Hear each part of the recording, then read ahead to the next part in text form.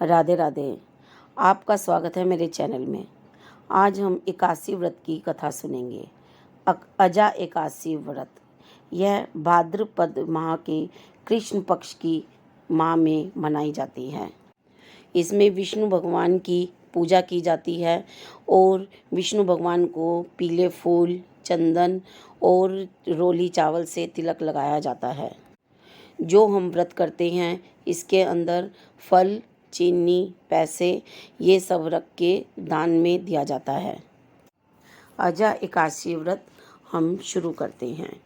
धर्मराज ने कहा, हे यदुनाथ, अब आप मुझे भाद्रपद माह के कृष्ण पक्ष की एकादशी उपवास कथा मुझे कहिए।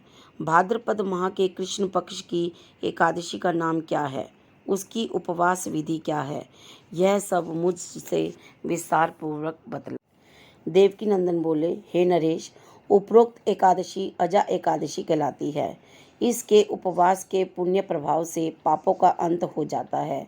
इस दिन श्रद्धा भाव से प्रभु की पूजा करने वाला तथा उपवास करने वाला पाप मुक्त हो जाता है।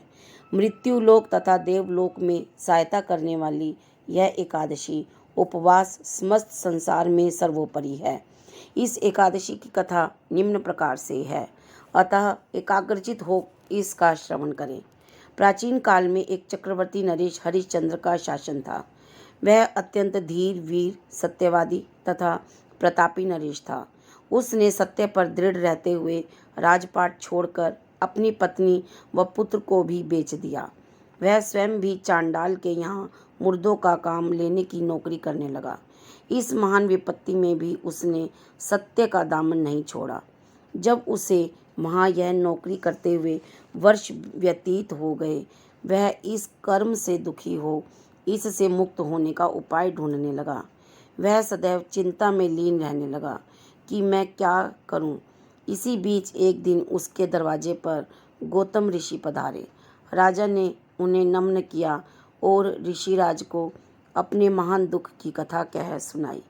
ऋषिराज ने उसकी दुखी भरी कहानी सुनकर स्वयं भी दुखित हुए और बोले, हे नरेश, भाद्रपद के कृष्ण पक्ष की एकादशी को अजा एकादशी कहते हैं।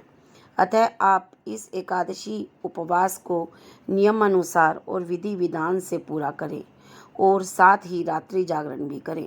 इस प्रकार तुम्हें इस महान विपत्ति से मुक्ति मिलेगी। तदोपरांत गौतम ऋषि अंतर्ध्यान हो गए। कुछ समय बाद अजा एकादशी के आगमन पर राजा ने यह उपवास विधि के अनुसार संपूर्ण किया। साथ ही रात्रि जागरण करते हुए संगीत और गायन भी किया। उपवास से प्राप्त पुण्य से राजा के समस्त पापों का समूल नाश हो गया। आकाश मार्ग पर देवलोक से दुंदुभी बजने लगी तथा पुष्प वर्षा होने लगी। उस समय वहाँ स्वयं ब्रह्मा, विष्णु तथा महेश भी उपस्थित होकर राजा की प्रशंसा करने लगे। उसने अपनी पत्नी को भी वहाँ वस्त्राभूषणों से सुसज्जित हो खड़े पाया और उनका पुत्र रोहित भी जीवित हो गया। उपवास के प्रभाव से राजा हरिश्चंद्र को अपना राज्य भी वापस मिल गया। देवकी नंदन बोले, धर्मराज, यह सब अजा एकादशी के उपवास से प्राप्त पुण्य से ही संभव हुआ। अतः जो प्राणीजन इस उपवास को विधि अनुसार और नियमानुसार करते हैं, वे अवश्य ही समस्त पापों से मुक्त हो इस संसार में अनेकानेक सुखों का उपभोग कर देवलोक जाते हैं।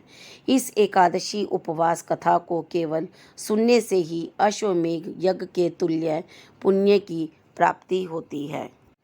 बोलो विष्णु भगवान की जय। अगर आपको कथा अच्छी लगी हो तो लाइक करें, शेयर करें, सब्सक्राइब करें और बेल वाला बटन दबा दें ताकि आपको आगे आने वाली कथा जल्द ही मिल जाए। राधे राधे।